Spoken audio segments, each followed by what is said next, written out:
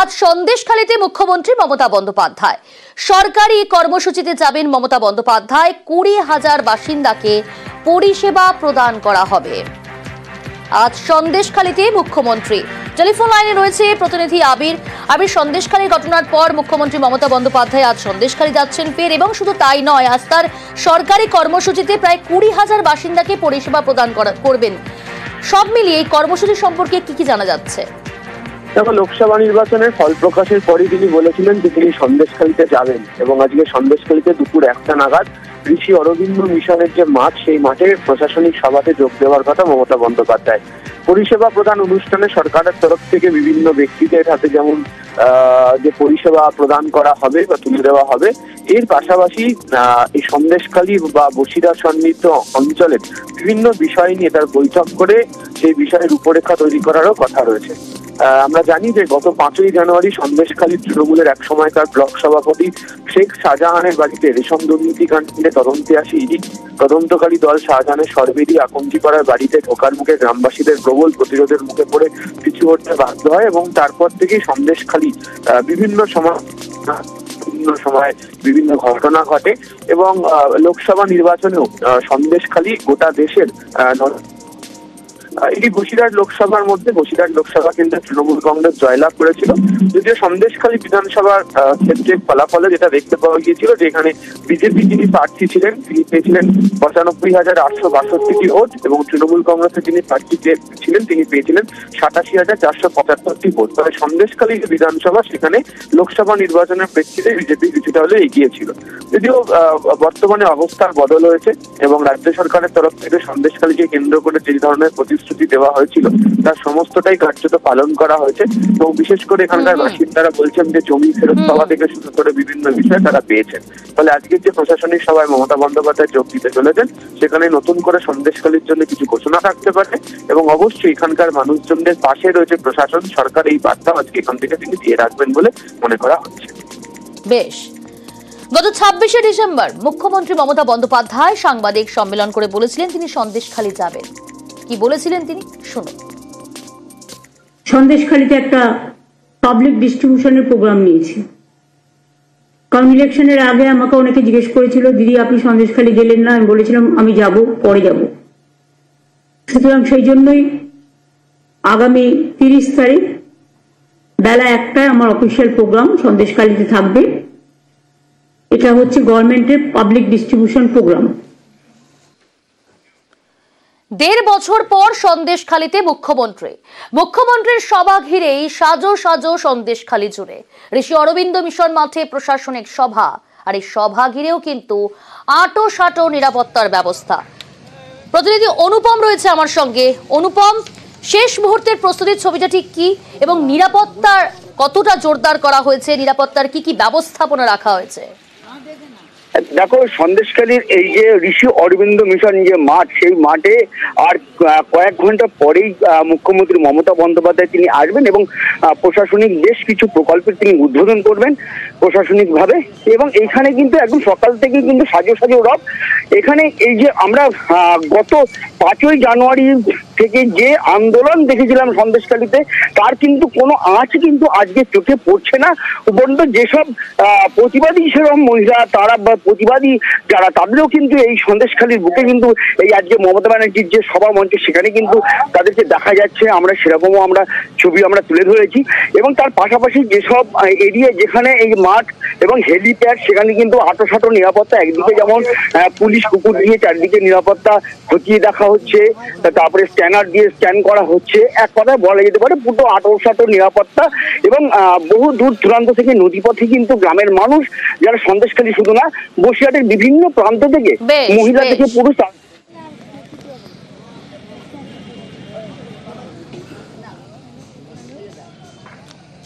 আজ সন্দেশখালীতে মুখ্যমন্ত্রী মমতা বন্দ্যোপাধ্যায়ের এই সভায় যোগ দিতেই সন্দেশখালীর পথে তৃণমূলের কর্মীরা।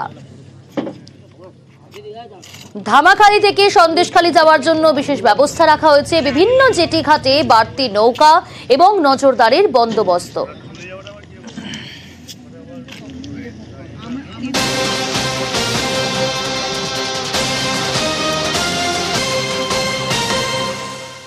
প্রতিনিধি জিয়াউল রয়েছে আমার সঙ্গে সরাসরি। জিয়াউল, এই সভায় যোগ দিতে ইতিমধ্যে সন্দেশখালীর পথে তৃণমূলের কর্মীরা, তাদের জন্য কি বিশেষ ব্যবস্থা রাখা হয়েছে? দেখো, একেবারে যে সন্দেশখালী আন্দোলনের আতুর ঘর বলা যেতে পারে, কারণ লোকসভার আগে, ভোটের আগেই কিন্তু একেবারে একের পর এক নারী নির্যাতন থেকে শুরু করে একের পর এক অভিযোগ উঠে আসছিল, যেখানে কোনো উন্নয়ন হয়নি। সবটাই শেখ শাহজাহান বাহিনীর দাপটে এলাকার মানুষ অতিষ্ঠ হয়ে গেছিল এবং তারপর থেকেই এলাকায় কোনো উন্নয়ন হয়নি। আতুর ঘর বলা যেতে পারে। আমার ঠিক বাস সাইডে রয়েছে সেই সন্দেশখালী দ্বীপ, অর্থাৎ প্রায় 7টি দ্বীপ নিয়ে সন্দেশখালী, তার অন্যতম দ্বীপ সন্দেশখালী। সেই সন্দেশখালী দ্বীপের কিন্তু পুরোটাই নদী বেষ্টিত, একাধিক নদী রয়েছেন, ফলে সন্দেশখালী দ্বীপ আসার জন্য ধামাখালী, খুলনা সহ একাধিক ফেরিঘাট, সেই ফেরিঘাটে কিন্তু ইতিমধ্যেই কড়া নিরাপত্তার মধ্য দিয়ে কিছু সময়ের মধ্যে মুখ্যমন্ত্রী মমতা বন্দ্যোপাধ্যায় এখানে আসবেন। প্রায় 20,000 মানুষের সরকারি পরিষেবা প্রদান করার জন্যই আজকের এই অনুষ্ঠান। এবং সন্দেশখালী যে ঋষি অরবিন্দ যে খেলার মাঠ রয়েছেন, সেখানে মুখ্যমন্ত্রী মমতা বন্দ্যোপাধ্যায় আসবেন। তার আগেই কিন্তু একাধিক ভেসেল এবং একাধিক লঞ্চ, বোট সেখানে কিন্তু মজুত করা হয়েছে। এই মুহূর্তে আমি রয়েছি একেবারে রায়মঙ্গল নদীর উপর। এখানেও কিন্তু একের পর এক ভেসেল কিন্তু ধামাখালী, কখনো খুলনা সহ একাধিক ফেরিঘাট থেকে কিন্তু সব সন্দেশখালী ফেরিঘাটই আসছেন। এবং হাজার হাজার মানুষ কিন্তু এই বিশেষ করে তৃণমূল কর্মী সমর্থক, অন্যদিকে যারা এই সরকারি যে প্রকল্প, একাধিক প্রকল্প তারা পাবেন, সুবিধা পাবেন, তার জন্য কিন্তু মানুষ আসছেন। এবং পুরো ব্যাপারটি কিন্তু নিরাপত্তার চাদরে কিন্তু মুড়ে ফেলা হয়েছে। তোমাকে একটু প্রসঙ্গ জানিয়ে রাখি, প্রায় 7টি বিধানসভা নিয়ে বসিরহাট লোকসভা, তার অন্যতম সন্দেশখালী বিধানসভা। এই সন্দেশখালী লোকসভায় কিন্তু বিধানসভায় অনুযায়ী প্রায় 8,500 ভোটে কিন্তু শাসক দল তৃণমূল কংগ্রেস কিন্তু সেখানে পিছিয়ে ছিল। ফলে অনেকটাই চ্যালেঞ্জ। এবং মুখ্যমন্ত্রী আজকে এসে কি কি প্রকল্প আরো নতুন করে প্রকল্প ঘোষণা করে সেদিকে কিন্তু তাকিয়ে রয়েছে সন্দেশখালীর মানুষ। ফলে এখান থেকে সব থেকে গর্জে উঠেছিল, মানুষ আন্দোলন করেছিল যে একের পর এক উন্নয়ন কিছুই হয় না এখানে, সবটা শেখ শাহজাহান।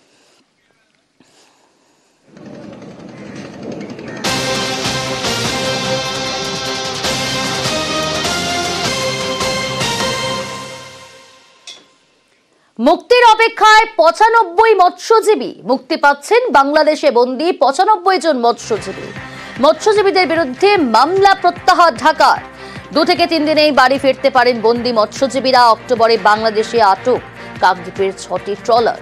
বাংলাদেশে গ্রেফতার কাকদ্বীপের 95 জন মৎস্যজীবী। বিশ্বজিৎ রয়েছে টেলিফোন লাইনে। প্রতিনিধি বিশ্বজিৎ, 95 জন মৎস্যজীবী, তাদের মুক্তি শুধু তাই নয়, একই সঙ্গে তাদের বিরুদ্ধে যে মামলা, সেই মামলা প্রত্যাহার করে নিল ঢাকা। এর আগে আমরা দেখেছিলাম মুখ্যমন্ত্রী মমতা বন্দ্যোপাধ্যায় তিনি আশ্বস্ত করেছিলেন সেই জায়গা থেকে এই মুক্তি। হ্যাঁ দেখো, একেবারে প্রায় 2 মাস অতিক্রান্ত এই যে বাংলাদেশে জলসীমানায় যখন এই ভারতীয় 6টি ট্রলার এবং যে 95 জন মৎস্যজীবী ঢুকে পড়ে, তারপর কিন্তু বাংলাদেশ বর্ডার গার্ড তাদেরকে কিন্তু গ্রেপ্তার করে এবং তারপর দীর্ঘ টালবাহানা চলেছে। এবং যে মুখ্যমন্ত্রী এই বিষয়টা যখন অবগত হন, তিনি কিন্তু প্রথম সচেষ্ট হন এবং স্বরাষ্ট্র দপ্তরকে তিনি কিন্তু জানান বিষয়টা। এবং তারপর যেটা দেখা গেল, গতকাল কিন্তু বাংলাদেশ সরকার তাদের এই যে 95 জন বাংলাদেশি যারা আটক রয়েছেন বাংলাদেশ জেলে, তাদের বিরুদ্ধে যে কেস করা, অর্থাৎ যারা ভারতীয় জলসীমানা অতিক্রম করে তারা বাংলাদেশে ঢুকে পড়ে, এই যে কেস, সেই কেসগুলো কিন্তু সম্পূর্ণভাবে তুলে নেওয়া হয়েছে। যেটা মনে করা হচ্ছে আর কয়েকদিনের মধ্যেই কিন্তু যে বাংলাদেশের জেল থেকে কিন্তু ভারতীয় যে 95 জন যে মৎস্যজীবী তাদেরকে ছেড়ে দেওয়া হবে। তার পাশাপাশি আরো একটি খবর রয়েছে যে আরো যে 2টি ট্রলার, যেটা বাংলাদেশি ট্রলার, তারা কিন্তু ভারতীয় জলসীমানায় ঢুকে পড়েছিল। তাতে মোট 90 জন মৎস্যজীবী কিন্তু রয়েছেন। তাদেরকেও কিন্তু ভারত থেকে ছেড়ে দেওয়ার কিন্তু একটা যে প্রক্রিয়া, সেটা কিন্তু শুরু হয়ে গিয়েছে। এমনটাই কিন্তু যে কাকদ্বীপ সহ সুন্দরবনের যে মৎস্যজীবী সংগঠন রয়েছে তাদের তরফ থেকে কিন্তু জানানো হচ্ছে। একেবারে বলা যায় যে 2টি দেশের তরফে কিন্তু মৎস্যজীবীরা যারা বন্দী রয়েছে তাদেরকে কিন্তু ছেড়ে দেওয়ার যে প্রক্রিয়া, সেটা কিন্তু শুরু হয়ে গিয়েছে। এবং আর যেটা মনে করা হচ্ছে যে আর হয়তো 3 থেকে 4 দিনের মধ্যে এই যে প্রক্রিয়া, সেটা কিন্তু কমপ্লিট করে দেওয়া হবে।